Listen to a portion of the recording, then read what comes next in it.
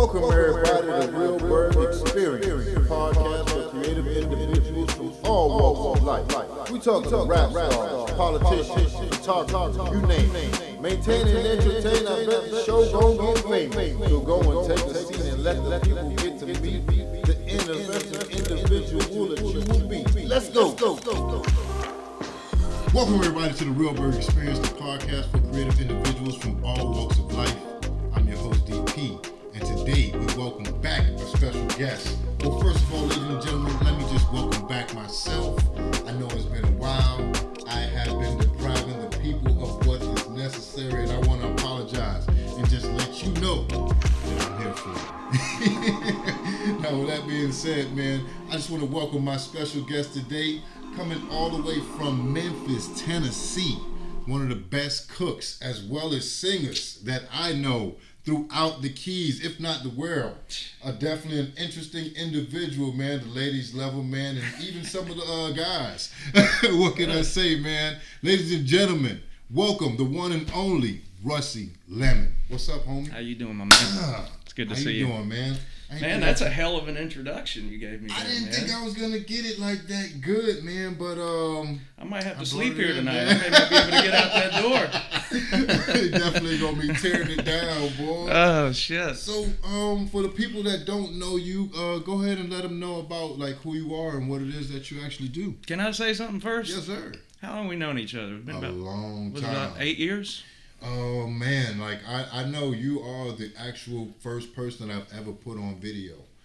Yeah. Well, So that's what I was gonna say. What was the Southernmost? Southernmost. That's where we met. I was playing at the pool. Yep. You were the. I don't want to tell your story, but you were working there. You know, I grew a lot from that experience for sure, man. Well, I just remember, man. I remember you bought your first camera.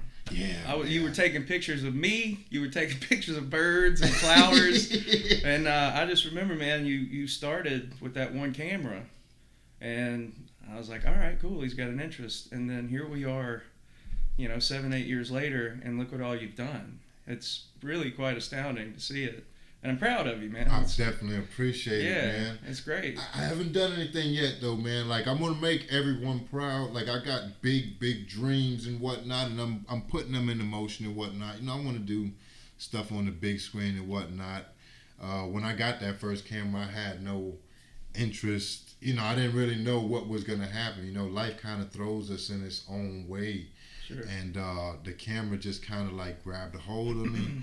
I appreciate beauty. I appreciate being able to create stuff and being like a little bit artsy with the craft. So it's something that I love and something that I do forever, whether I'm rich or whatnot. And we'll grow together because we have grown together. You understand? Yeah.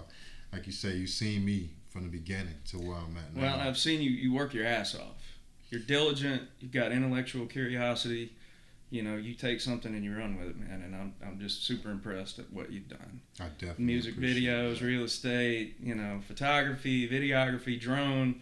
I mean, you just went with it. So it's awesome. Fun. I love it, man. Yeah. I love it. So enough about me. Okay. Let's talk about you. I've been waiting. I know how hard it is for us to talk about ourselves sometimes, but tell the good people about yourself. I'm like you said, I'm from Memphis originally. You knew that. Actually, I was born in Memphis, but I was raised in South Haven, Mississippi, which is just right on the line. So, literally on the line. So when I was a kid in my house, I had a trampoline, and in Mississippi, over the fence was Memphis Prep High School. So I was like, literally. But basically, I just tell everybody from Memphis because nobody knows where the hell South Haven, Mississippi is. Grew up there, What was that like? Now looking back on it, it's different, Yeah. I mean, I grew up very conservative and Southern Baptist, very religious background. It's a completely different world from where I'm at now, but it was a good place to grow up. It was nice. It was safe. Good support around there. I had my grandparents lived next door to me growing up, so that was always good to have, the family unit so close to me. But I'm glad it's a good place to be from, but I'm glad of where I am now, the decisions I've made to get where I'm at. Around what time did you make that decision? Like, and what prompted that, for you to move to Key West? Well, after about 10 years of a music career in Memphis, I actually left there right around 30, and I went to Nashville for a little bit and spent about a year and a half or so there. Didn't really jive with that too much. Ended up moving out to, I moved first to Biloxi, Mississippi with my buddy, and I became a boat captain for the BP oil spill down there for a little bit. Yeah, I went and got my captain's license. I actually got my captain's license at sea school in Bayou La Battery, Alabama, where they filmed Forrest Gump. Bayou La Battery.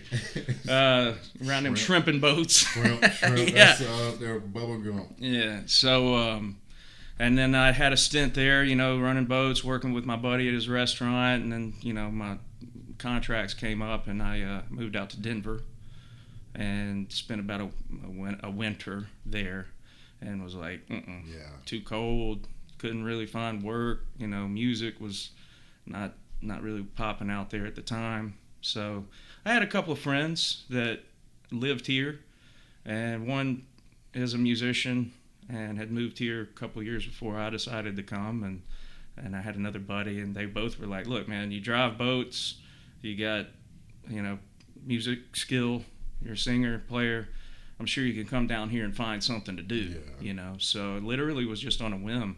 I had only visited Key West, once for about 3 days, probably about 15 years ago. And I didn't know anything about it except for that one trip that I came down. But I just wanted to be on the water. I love the water. It's kind of in me, for some reason it agrees with me. So packed up the truck and moved down. That was it. I borrowed $5,000 from my banker buddy and told him, I was like, I got to have a fresh start, man. I'm looking for something. And I was like, I will pay you back.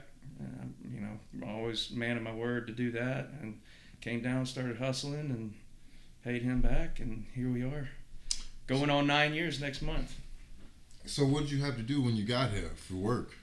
First started out, I had a connection with a company that was doing bike deliveries and stuff. So just to make some money immediately, I started doing that. And then from that, I got a job running jet skis for a little bit. And then I didn't really like that too much. Beat your ass up doing that shit. Rough. Yeah, it's like you get in a water. fight at the end of the day, Abs, yeah. Everything hurt. But then Hurricane Hole has those little pistol boats, the little two-seater boats. Yep. And I got a job as a captain, like taking people into the back country. And that was the first, all of that, those jobs happened within the first like 3-4 months that I was here. And then I landed on the little captain job at Hurricane Hole. I was probably there like 4 or 5 months, and in that time, I got an opportunity to go downtown and play at the Smoking Tuna. Somebody had told the owner, Charlie, like this guy Rusty's in town, he's new, you should hire him. And so I just went in and started playing there, and next thing you know, I kind of let go of the boat thing and started playing music full time on Duval Street for a couple of years and played every bar down there pretty much. You know, and then it's just evolved, just like your business. You start out with photography, next thing you know, you're like, oh, I could do this, I can do that, So, just branched out until I started the events company, started doing a lot of weddings and corporate events, private sector. So that's kind of been, for the past 6 years or so, what I've been doing mainly. Tell me more about that, the events. What all do you do? I play music for private clients, so I do have a lot of wedding business that I do. People hire me to, do ceremonies, cocktails, dinners, sometimes full weddings if they don't want like a dance party. They just kind of want to keep it like live music, cocktail style. But I have several packages that we do too. I'm sure you know DJ Buggy in town. 100%. He and I noticed that we were working on a lot of the same events together. They would hire me for ceremony, cocktail, dinner, and then hire him for reception. And we were like, well, man, why don't we just put a package together? That way it's one call, one booking. You don't have to, separate everything. So we do a combo package now together where we tackle the whole event. we're both there. We combined our gear, lights, everything, you know. So that's been a good, a really good deal over the past like 4 or 5 years working with him. And he's on his shit too, man. He's really good at what he does. Never really had much respect for DJs until I started working. I mean, to a musician, it's like, oh, you should play, but you know, but it's not that way. I mean, he's got a musical brain. He's elite, you know, for a DJ. He's definitely in the top of the game. So, yeah, 100%. So that's kind of what we're doing now, and I had the opportunity about 4 years ago. I bought my first house down here, and I worked on that for about 3 years, and ended up flipping it and sold that this year. You did my pictures. You remember that? Fun time. That was a fun time. I believe there's a bottle of Jack Daniels that's still laying on that front porch. I'm sitting here looking at the alcohol now. Man, you want a shot? Sure. Yeah, man. Let's do it. And we're going to do a shot right here, me and my buddy, man. This is kind of big for me, but I know that ain't nothing for Russ. Oh, come on now. What does that do? I don't know. We just tapping on the thing. Doing it. Let's go. That wasn't that bad. Yum. That wasn't that bad. Yum. Thank you, buddy. Oh, most definitely. Yeah. That was breakfast right there. Breakfast of champions, my friend. Man, so what else you got planned on? What you got coming up? That's a good question, man. You know, I like to ask that question because even if you don't have anything coming up, it gets you to thinking about some shit. I've noticed myself about every decade, I go through a little bit of a reinvention phase. You know what I mean? Yeah, like when I did 10 years of music in Memphis, and then I kind of wanted to do something different. That's why I got into the boat captaining job and doing all that stuff. But I mean, I got a good thing rolling right now. We're booked, you know. Clients are happy.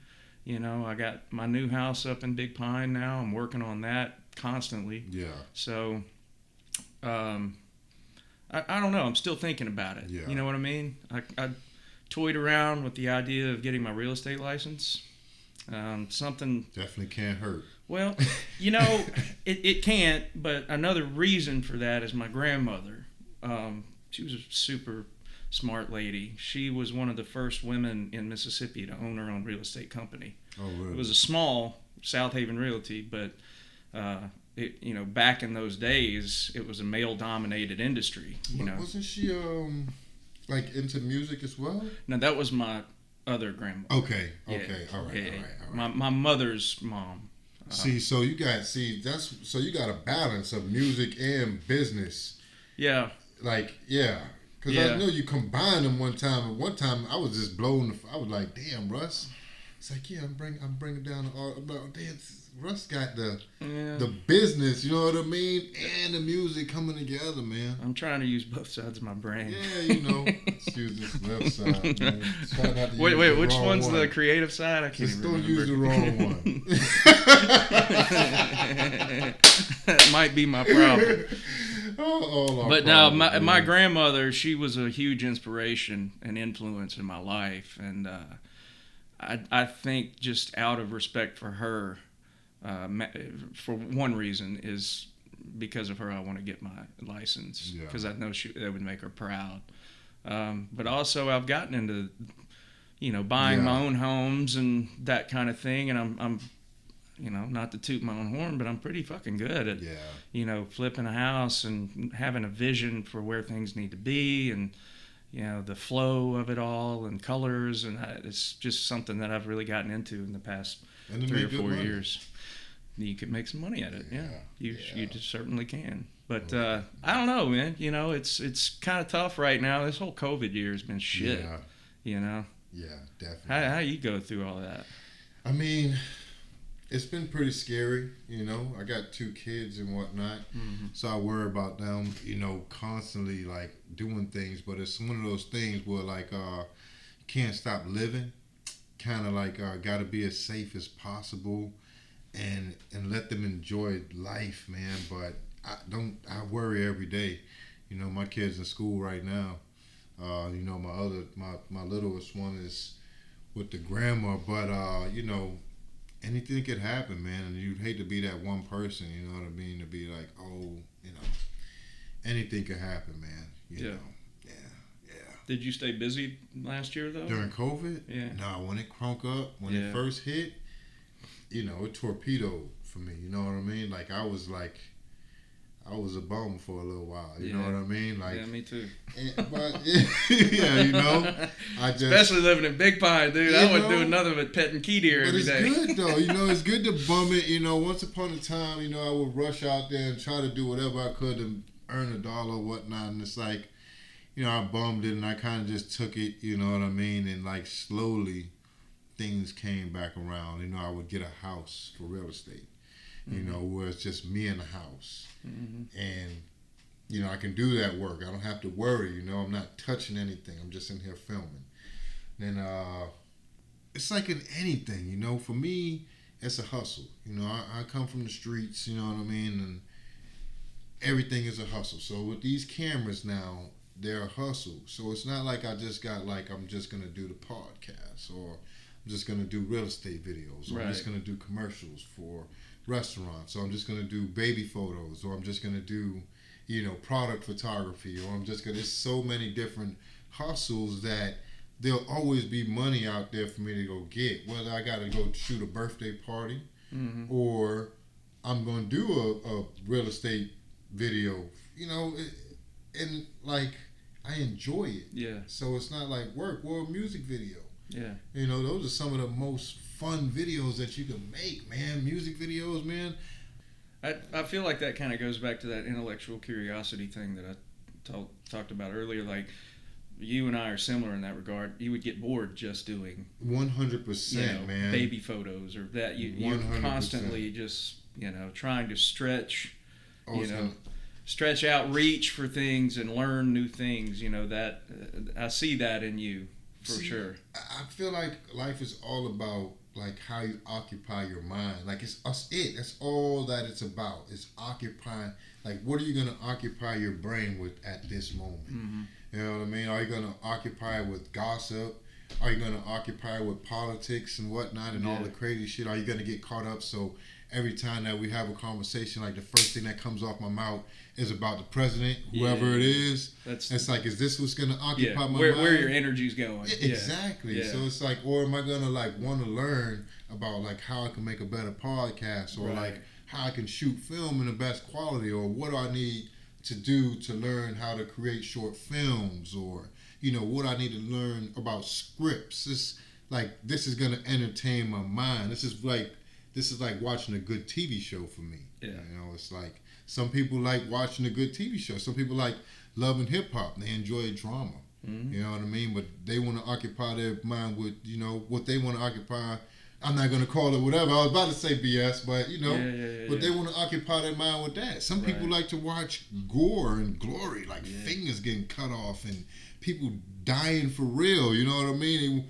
Shot in the back, showing all this, you know, these videos from First 48. Yeah, exactly. You know, like Memphis. I used to watch First 48. You know? Did too, man. And it was one of the things that made me realize, like, this is not what I want to watch. You know, I watched it for a while, and then they had one dude on there, right? And I kind of got in touch with him.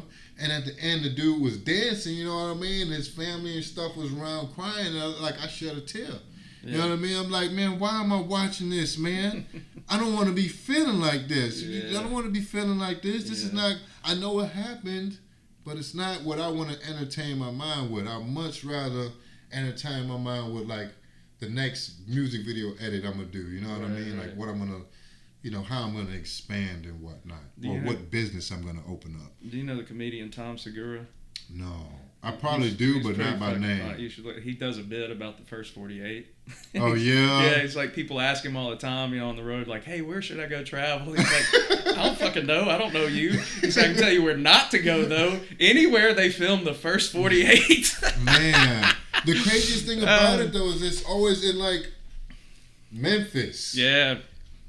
Miami. Yeah. Dallas was on there Kansas City. Like, it's always Little in, like, Rock. Dallas. Yeah. You know, it's always in, like, the big name cities. You know what I mean? Not like, you know, I didn't even know Kansas City was like that. I just found out Kansas City was in Missouri. fucking thought it was in Kansas. Yeah. It's like, Was that because of the Super Bowl? Man, yeah, I'm like, man, no, somebody said it, man. Kansas City, Missouri. I'm like, man, who knows anybody from Kansas City? I don't know anybody. I know a guy from there. I know you do, for sure. Yeah. Because you travel in them realms, you know? You travel in those barbecue rib realms, man. I used to be on a competition barbecue team. Oh, yeah? Yeah. I mean, it was really more for the party, but... How'd you do? We won the best party every time. Really? Our ribs were okay. Our shit was, it was edible. But you were entertained. But we were just like, we had like a stripper pole and a light-up dance floor. Yeah. Those guys win. Based on our team name, you ready for this? Ribs for her pleasure. Ribs for her. I would go there. Oh my god, dude. Man. Yeah. But Jeez, man, that shit hits home with me. You know, I'm always smoking 100%. I know. Boston butts and ribs and all kinds of shit. I still have a Drunken Hungry that we shot. Yeah. That was unreleased, man. And I know. You won't let me release it. Well, I'm trying to get the fucking other guy. leak I'm not going to say his name on here. Oh, you know? Yeah, he's got some footage too. I want to try to get that. Combine them, man. I told him, like, you know, he can, anything, if he wants any of the footage that I have, man, I still have everything, man. And I know between the two of our cameras, man, we could come up with some great shit. Yeah, we need to do another one at some point. Yeah, definitely. A little more scripted out, man. and, you know. Something more controlled, too, man. Yeah, because we got wasted that day. Yeah, man. Boy had me on natural light or whatever the hell, ice. What natural light, yeah, cheap man. ass beer, boy. That boy should be the spokesman. I tell you what, man, natural light. If you're listening right now, Budweiser, I want to be an endorsement. Yeah. I don't know why they haven't called you just yet. Nah, for real. Maybe they will at some point. We just need more content. That's it. Why even deal with the hustle and bustle of big mini car dealerships? Stay in paradise and do business with the people you already know, like, and trust. Niles Sales and Service has been the leading provider with the widest range of new and used vehicles throughout the Florida Keys since 2002. Bringing you the latest cars, trucks, crossovers, and SUVs. Our friendly and knowledgeable staff are here to welcome you and help you buy your next new dream car. Service is our last name. Our experienced service department has the knowledge and skills to get your automobile serviced to get you back on the road quickly. We'll even pick you up and drop you off anywhere on the island. So if you live, work, or just play in the Keys, stop on by Niles Sales and Service and let us get you into your next driving machine. Niles Sales Service, Niles Sales Service, Niles Sales Service. We always go the extra mile at Niles. Okay, let's get back into it, man. So, what's going on with the love life, man? You know, oh, boy, that is Pandora's box, my friend. We don't need to get into that. Pandora's box. You got to get into it. You single, you taken, you married. I know you were in a relationship for years. Yeah. I was hoping the best for that. I never like to see my friends go through breakups, period, man. Like, it's like I'm one of those dudes, like, once my friend breaks up with the girl, man, I'm sorry, ladies. I stopped liking your pictures, and you know what I mean, like, I don't like their pictures no more because I'm used to seeing my people together, and you just hope for the best. But I know everything don't last forever, and once it's over with, you must continue on living life, man. Yeah, that's just the way it is, man. So where you at with it these days, man? You just relaxing? Yeah, I'm damaged goods. I'll just leave it like that. Damaged goods. I tell you what, man. You're a golden piece of damaged goods, man. Because I guarantee you, you know what I mean. They're corn, rusty. You ever seen 300? They have the shield and they fight them back. That's in here. It's like me. I'm in security. Don't get too close. You Puff Daddy. I'm security. Security. Nah, man. I'm. Relationships are hard, man. Most you definitely. know that. And everybody thinks that they know what is going on with you or you as a couple, but they don't. Mm-hmm. Nobody knows the nuances of like you seem like you're happy with your wife and your kid and all that. But we know that's a fucking I don't lie. really. No, I'm just kidding. But I don't really know. Only you and one other person can share those intricate moments intimate moments. And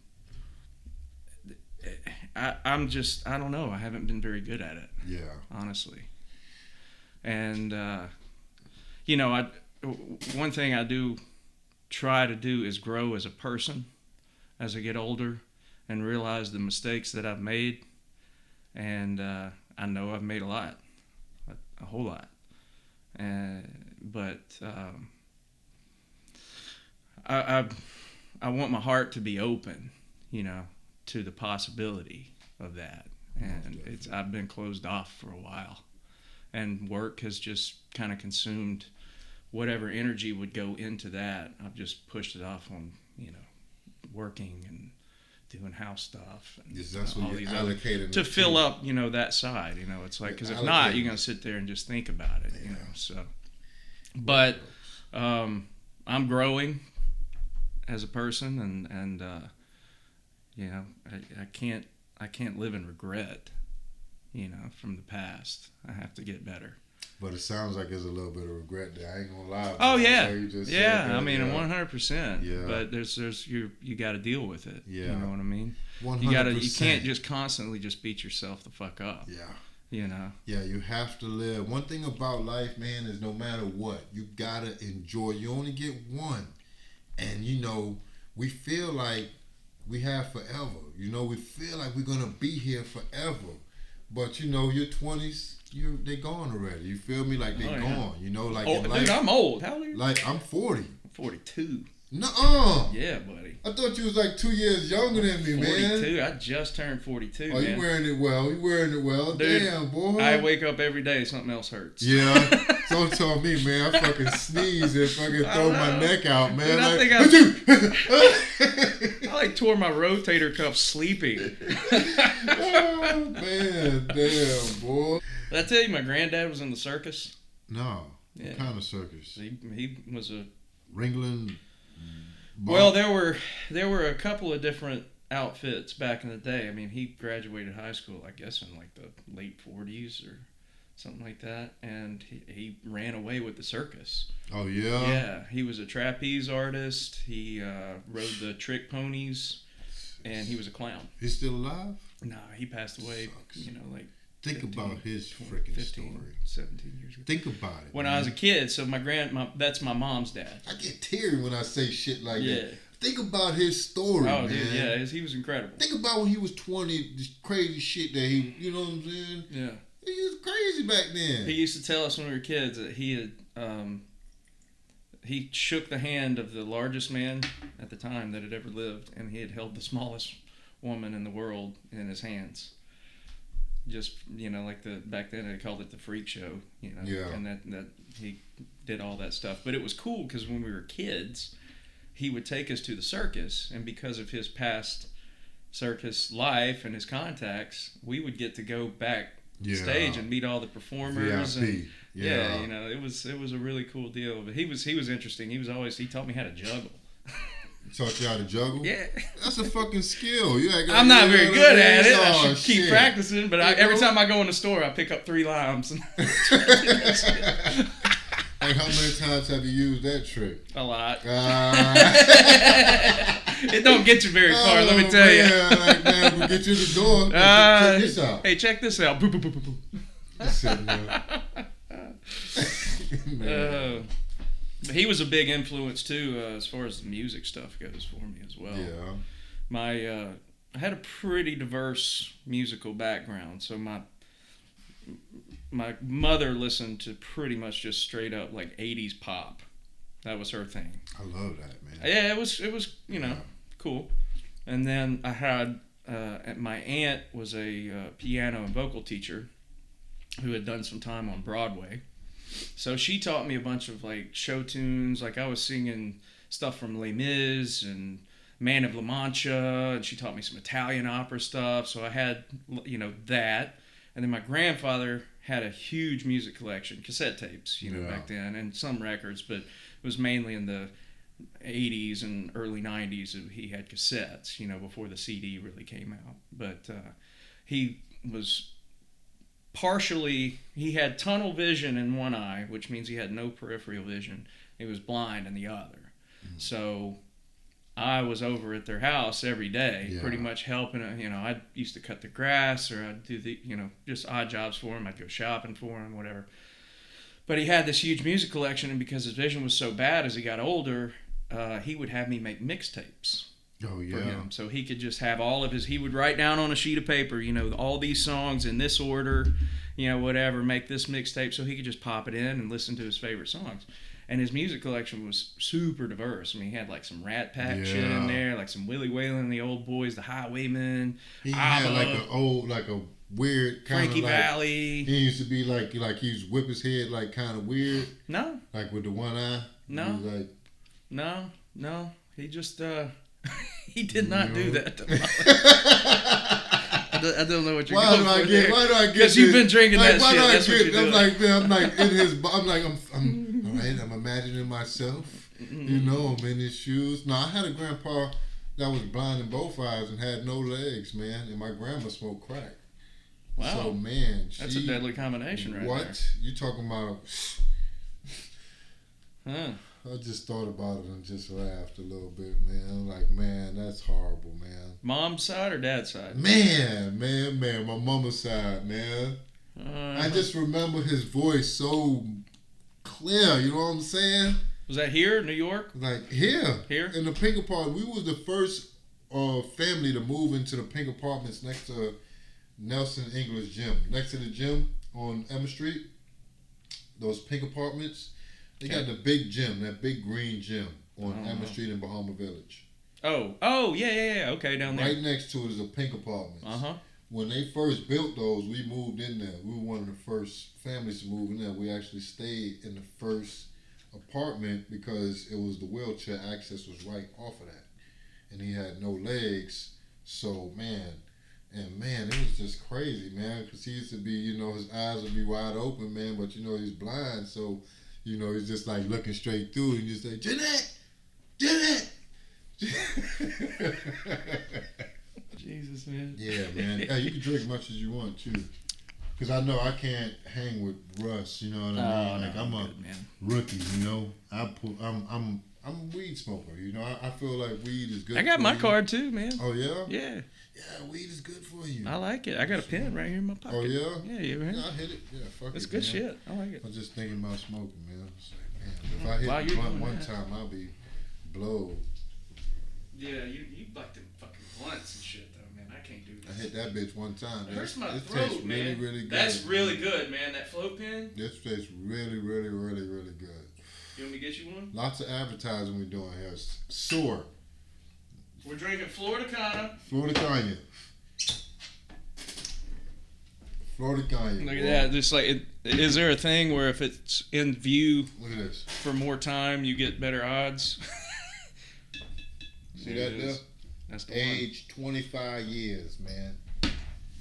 That's a big boy bottle. one. That's some good shit too. Man, I remember the first time I drank this shit, Florida Cognac, age 25, and I was in Nicaragua, and I took a shot, man. It felt like I just got numb. I don't know if it was just like my mind, you know what I mean? Like Yeah, me possibly. just thinking and shit, man. But I was just like, man, that's different.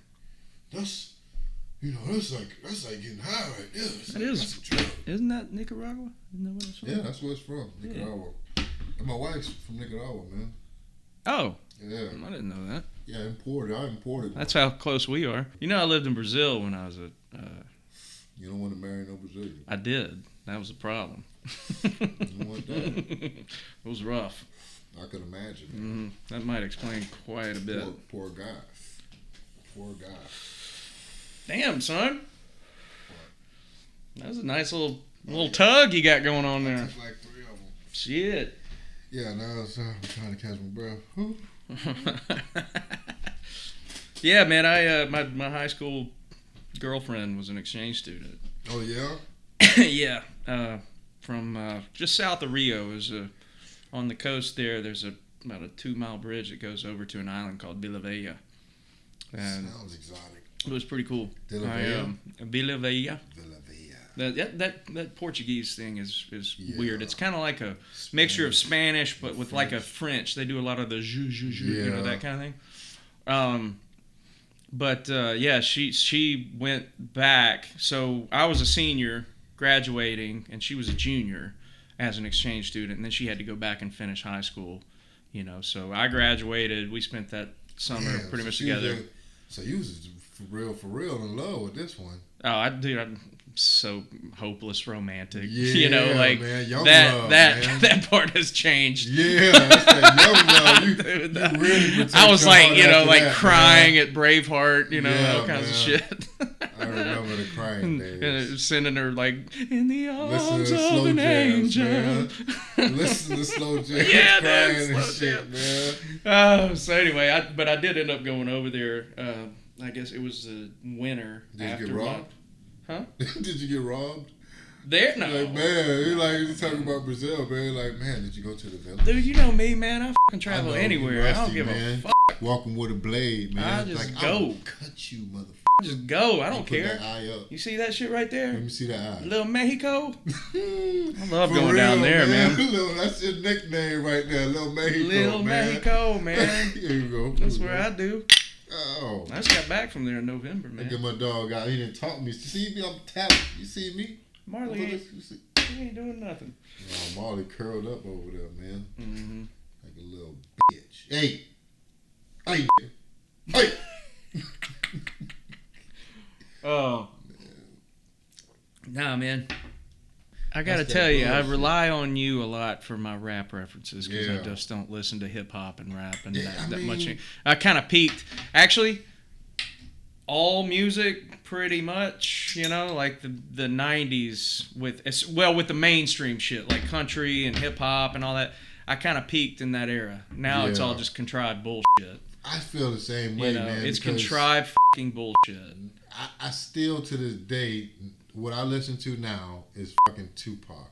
And the Yes, man been dead like that. since 1996. And I still, like, when I'm running, like, now, there's a couple of rappers, Kendrick Lamar, J. Cole, that I might listen to, but for the most part, it's people like Tupac. Can you send me some songs to You listen know, to? Because I have no, 100%, man. I'm like just, Oh. I'm so out of touch with that. I'll send you a couple CDs that you can listen to.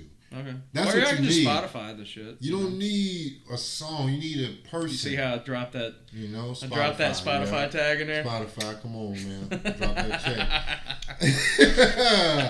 But it's like, Please send it to me. I don't know what I was thinking about. I know. I'm DJ fucked lost up. train of thought. It happens a lot lately. Let me man. tell you I'm something, gonna have man. Alzheimer's when I get older. I My wife gonna have to change my diapers and all kind of shit. Baby, get ready. Oh, my God, Boy, dude. like where I'm at. She know I'm senile. I get senile too. Don't touch me. They trying to put a needle in me. Don't touch me. She know how I get. Oh man. Get the baby wipes out. Yeah, man. It's like just start smearing shit everywhere. I need my computer. Smear the shit down the computer. You're like, stop it, baby, stop it. Oh, boy. But no, I mean, like, going back to the contrived bullshit music that exists today, it's all capitalism bullshit fucking marketing. That's all it is. Man. It's So, a controlled media, man. Let me tell you a story. I told you I lived in Nashville for a little bit, right? I was picked up by these guys that there's a couple country artists that you may not know, Jake Owen and Sam Hunt. I heard of Sam Hunt. So, yeah, Definitely. of course. Big name. So Sam Hunt, I mean, the reason probably, I don't know, I'm speculating, but he kind of like took hip hop beats and shit and put them into country music. That was kind of his thing. But I got picked up by the same dude that got their careers going, and they were, I had a couple songwriting sessions with Sam and, hung out with both of those guys on different things. I did some demos for them, and they were kind of like, taking me on as somebody to prime up in that industry. 100%. But I mean, I was in Universal Studios, writing studios in Nashville. It's a big fucking company, Yeah. right? So the way it went down is show up, not too early. You're musicians. You get there about 9 to 10, somewhere around there in the morning. You walk in Universal Studios. There's this huge like atrium foyer area. and you got coffee and donuts and yada yada yada. Yeah, And all the they got songwriters all the would food like and shit. sit there and gather together. And there was this huge dry erase board up in the middle of that room, and it had all of the artists that were listed on Universal Records that were going to record. So you might have, like Kenny Chesney, Miranda Lambert, Yeah. Cole Swindell, blah, blah, blah, blah. These are names that I just remember. And them names that you actually saw. Right, and then out beside them, there were columns, so it would be Kenny Chesney is going to be in Studio A on this date at this time, looking for this type of song, this kind of lyrical content, and then side note, no Caribbean country, more traditional party country. So these artists would come in this room, right? And they'd come in there in the morning, they grab their coffee, they're eating a donut or a bagel or whatever the fuck, and they're studying this board. And so Tom might be a good, like he might have a good lick for the guitar, like, oh, I've got a good hook, All right. for this song. And then he'd go, oh, and Steve over here is really good at writing lyrics about, partying all night with his buddies or something. He's funny, he's quirky. I'm going to team up with Steve and see if he can write some lyrics or we can write this song together, right? And this is just one song for, say, Kenny Chesney, right?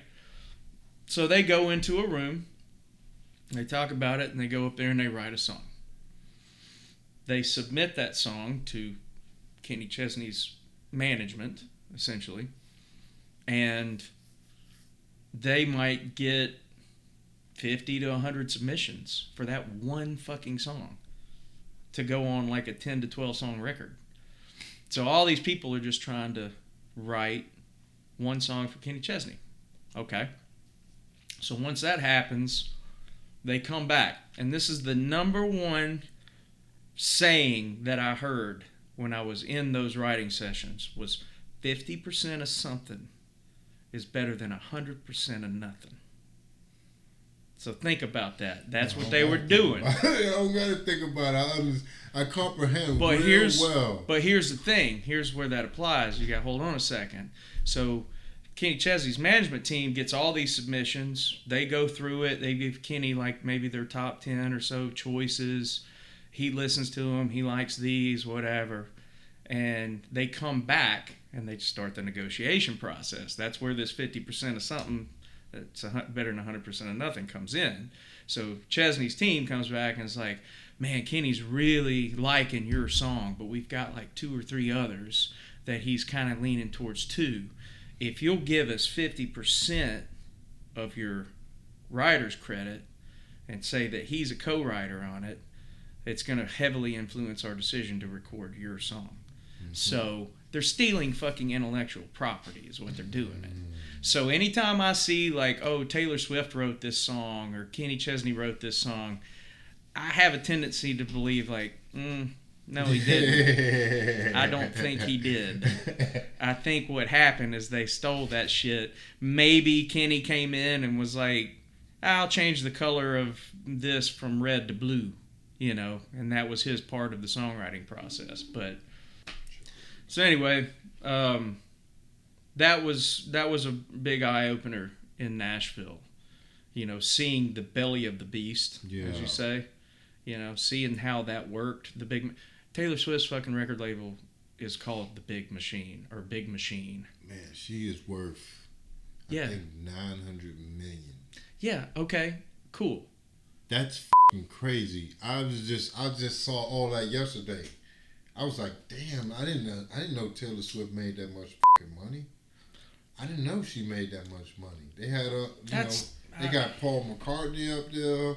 They had Bill the difference though between Paul McCartney and Taylor Swift is Paul McCartney and those guys wrote that music because they believed in it. Yeah. They didn't write it because they wanted to make money. They wrote that shit, the Beatles and all those guys. They wrote that shit, sure, they wanted to get pussy.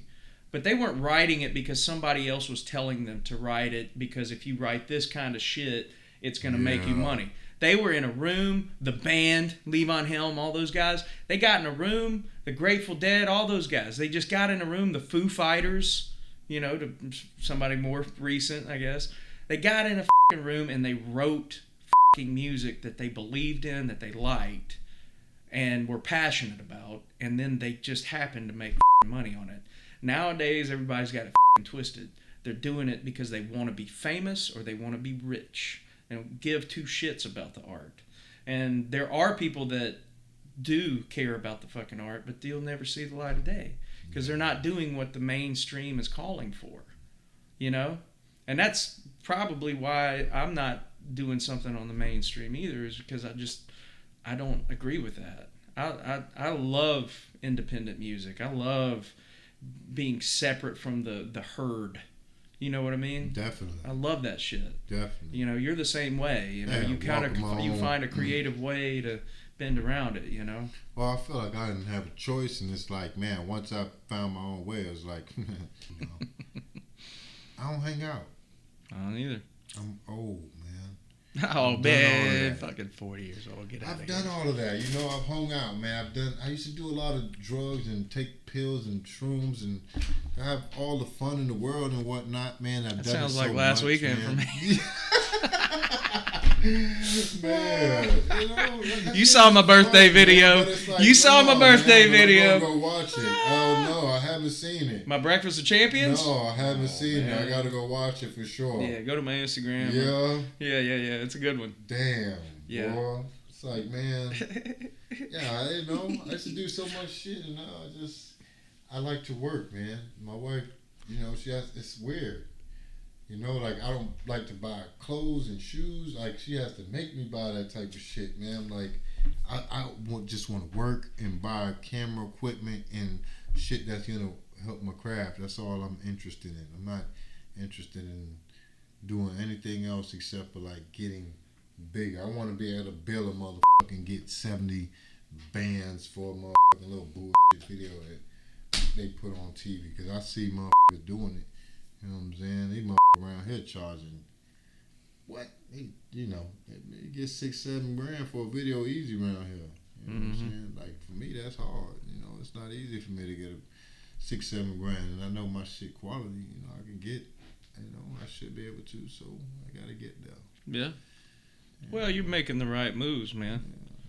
I mean, you know, Rome wasn't built in a day. Most right? definitely. You know, one thing I know. You know, you gotta put in. But the work, your man. empire has been built over the past 7 or 8 years, though. Yeah. That you're doing. I mean, Yeah, you know, it ain't done. It's just the beginning. 7, 8 years, and it still feel like it's just the beginning. I know. You know, but it's all good. That's good that you still feel that way, because a lot of people Yeah. get burnt out on that shit. You know. No, it's just the beginning. I know I got so much more to learn, so much more to occupy my mind with. You know, I haven't even made a fucking short film yet. 8 years, man. That's too fucking long. I want to do that I with need you. to already been done the short film, right? I would. I'd love to do that. So Fuck maybe yeah, I just dude. write something around you. I'd love to. You know, maybe That would I be just write amazing. a story around you. I always wanted to get into acting. I think that'd be fucking amazing. Yeah, man. Well, just like the other day when I sent you the song, you already were thinking about a story with it. I mean, those are good Yeah. ideas, you know. You've got that in your Yeah. head. It just made sense. It just Yeah. made sense. It's a good tune, though, right? Definitely. I was like, man, it just makes sense, man. It's fucking you know deep. what I mean? Like, and I just started thinking, shit. I'm like, damn, he must be talking about such and such, you know? Oh, wait, let's talk about some more shit. Let's see what we're going to talk about. We talked about a little bit of politics, talked about some racism, talked about relationships. We didn't All right. really talk about racism. We just All right. kind of included Let's it in the touch on politics thing. racism then. All right. Because that's what everybody wants to hear about. All right, so let's talk about racism. All right, let's talk about it. I'm white, you're black. There we go. That's a good You start. just called me a I did. Damn, that word is so. I don't even like saying the M word. Let's talk about the M bomb. Do you drop the M bomb? I do not know. Not But even in the song. You'll never even hear a rap song. You'd be like rolling down the street. And I don't know what's the Kendrick Lamar video, because ain't no nigga in the song. I was just singing the alcohol, and the weed combined. what was the song that it was like What was the guy? Fat Joe said it one time. No. No, it was that song. Just in the past, like couple of years. Who was the dude? Jesse? No, not Jesse Smollett. Is that the dude that like faked the? Oh no! Who's the fucking badass blues guitar player dude? Gary Clark Jr. I don't know him. Oh shit, man! I gotta turn you on some of that. Yeah. Yeah. He's got some good shit. But anyway, you asked me if I ever dropped the N-bomb. Do you drop the N-bomb? Like, I got a lot of white friends. Uh-huh. Some of them drop the N-bomb. Some of them don't. I ask them to refrain around me because I do not like it. You feel me? That's why I don't use that word. You feel me? Because I understand, people can, people get comfortable. And they feel like, you know what I mean, it's not that bad of a word. But, me being black, I've actually been called it in a derogatory meaning. Sure. So, like, you always revert to that, you know what I mean? Like, when you hear it, it's just like, it's one of those things. It's kind of like, it's almost like saying, F your mother. Yeah. It's kind of like it's going to, Yeah. scratch you in the wrong way. Or like some white like, dude just telling him you got like a micro penis. Exactly. You know what I mean? Like, it's like scratching Like, the oh, don't do yeah. Yeah. Like, and for me, like, don't get me wrong. Every now and then people say it around me, and like, I don't take offense. You know what I mean? But I do clench up a little bit. I try to make a habit. No, I don't say it. You know, I mean, like, I feel like some people say that word because they think it makes them cool or something. You know, and like, oh, I'm cool with you. I can. It just needs to go away. Yeah. You know, honestly, I grew up in. I mean, going back to the shit you asked me earlier, if like it was racist there or whatever. Yeah. I could tell you some fucking racist fucking jokes, man, and I'm not proud of it, but I know it. That's how I was raised. Yeah. You know, I mean, like I can tell you that's pretty fucking funny, actually. Yeah. But all right, come on, you know what I'm saying? No, this bullshit. No, it make you look horrible, man. You look so. Don't do that. Like, come on, tell me one. But you know, I heard that shit growing up. On, you know what I me mean? Oh, you hear? What is it? What was that Ashton Kutcher movie where he comes to dinner? It's Bernie Mac, and he's like, you know, how do you know? Yeah, what is I was like, I forgot the name of it, man. Who's coming to dinner or something like that? Man. Where it was like, how do you know? Yeah, you know the joke. He's like, no, I don't know. No, I don't know the joke. Tell it to me. He's like, come on, tell it to me. You guys talk about dark chocolate too, boy. Dark chocolate looking at you. Big bug eyes, man. Oh, God, that was so good. Go ahead, tell me. God bless the dead, boy. But yes, no, so back to the original question, do I use the N-word? No, I do not. It should just be a thing of the past and die with the fucking Confederate flag and put in a fucking museum, you know, for us to realize that we don't need to repeat that history. Most definitely. All right, let's move on from the word. What about racism today? What you think about racism today? I think it's alive and well. Alive and well. Mm-hmm. I do. How I really do. Change it, and I think it's alive and well in groups that are hate groups. But I think it's also alive and well in people that don't realize it. You know, they don't understand the difference in, the plight in life that black and brown people have to go through. You know. Yeah, I think it goes both ways too, though. You know what I mean? Like I think it goes both. Yeah. Oh, fucking speaking of racism. Boy, I almost ran just now, boy. Dude, I was going to jump on top of you so you wouldn't get shot. Man, that gate right there, boy. Like, bro, I'm out of here, Russ, man. Take care of my cameras. I'm going to be like, I got him! Like, man, like, don't resist. He's got his hands up. Like, don't shoot. Man, Jesus, man. Yeah, dude. That's such a serious subject, and it's hard to talk about, right? It's rough. But the thing about it is like, okay, boom, we got the Black Lives Matter movement and whatnot. But then a lot of stuff I see is, blacks killing blacks, man. And like that shit offends me and it pisses me off. You know what I mean? It's like, and then, after. But can I touch on that for a second? Yeah. I understand where you're coming from with that. But I also see a bunch of white people that use that as a trope to to minimize the effects of racism. Well, But these black people that. are killing each other. That's the problem.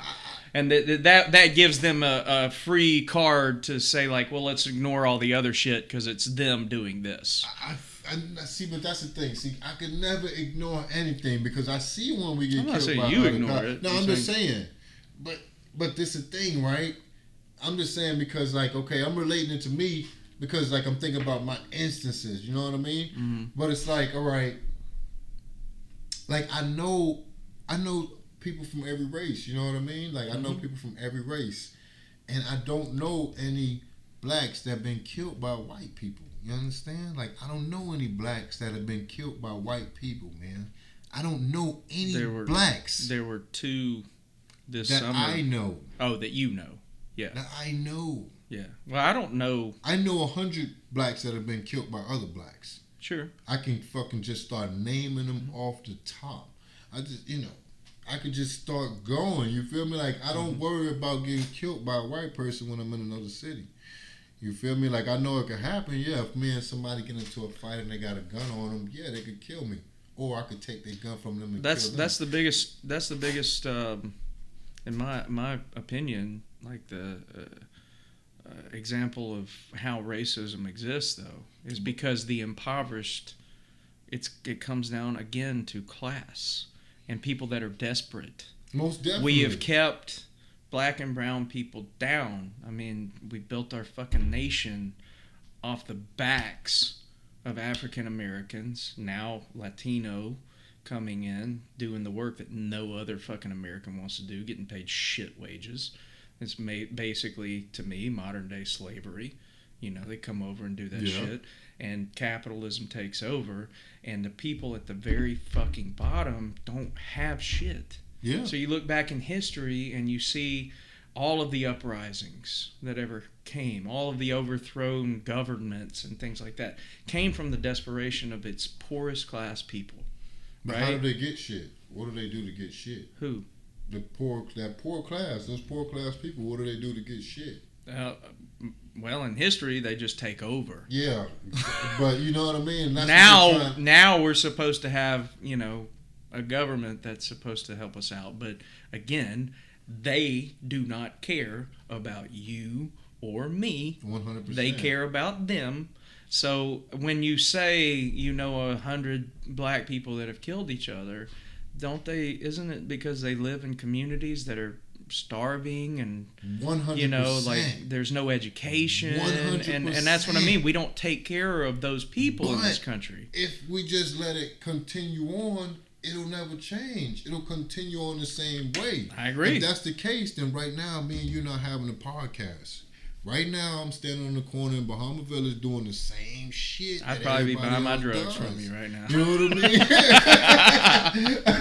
I'd probably drive. But it's the same shit. It's like we have to take accountability for ourselves. You feel me? I'm gonna tell you this: it ain't gonna change until the wealth disparity in this country changes. Why would the wealth disparity change if it is the way they want it to be? Do you think that if communities, if the people that live there, if they had an income that allowed them to live, they had more money, they had more rights, do you think that they would be happier and less violent and less desperate to start a gang? Or is it a cultural thing? Or is Definitely. it See, But this is the thing, right? It's like, okay, all right, let's say we're at war. Let's say it's war.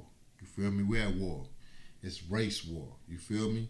Okay. So, if it's race war, and they set this thing up, and now they got blacks killing blacks, who the blacks at war with? Who the fuck we at war with? If we ain't killing the whites, we ain't gonna go kill not one white fucking person. We ain't gonna kill not one white.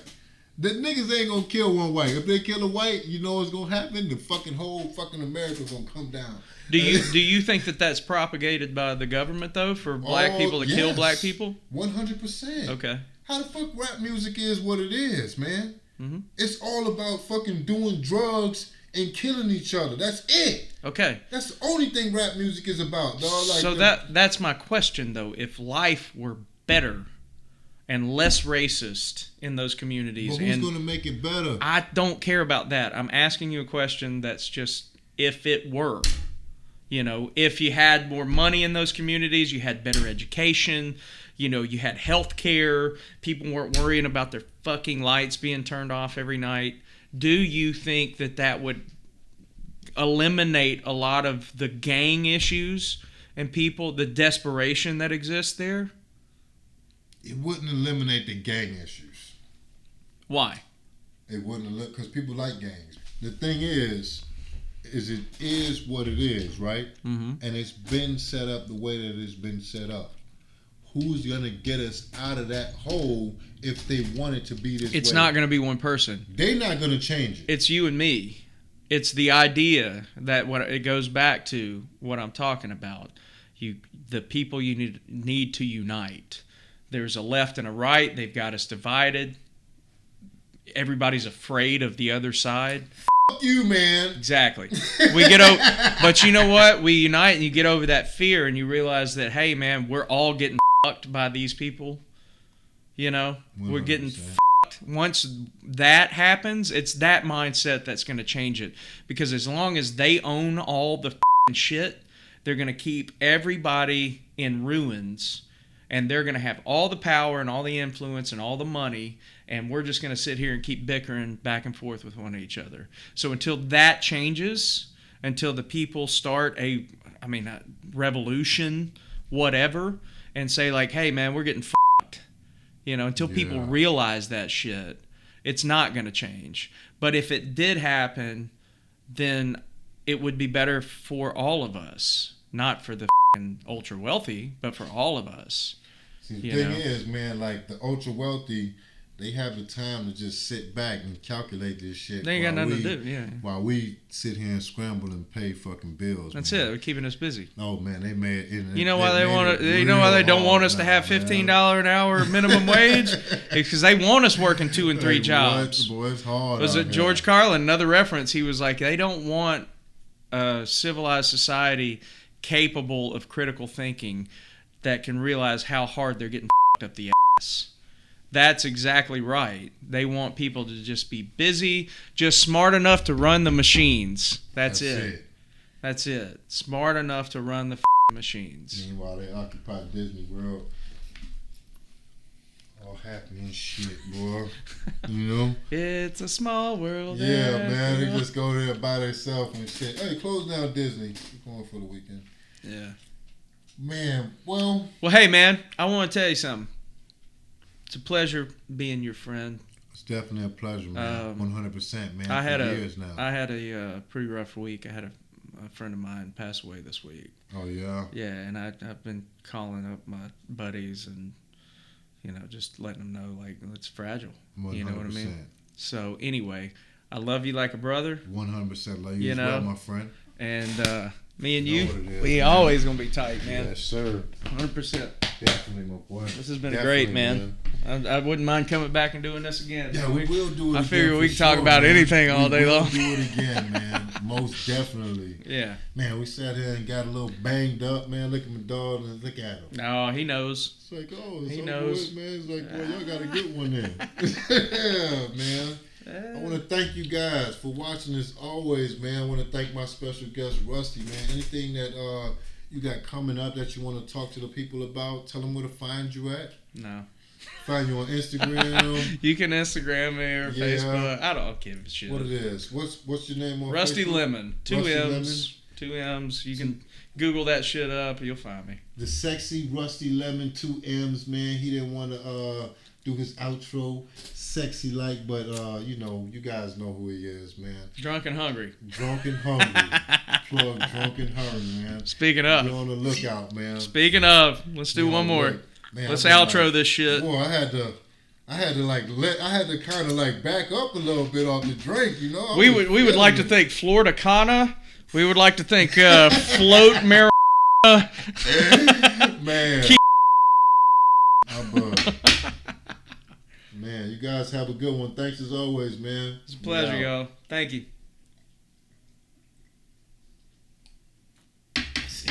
Yeah, buddy. That's the most I drink in so long, bro. That's some good shit. That shit is good, man. I love The it. aftertaste is even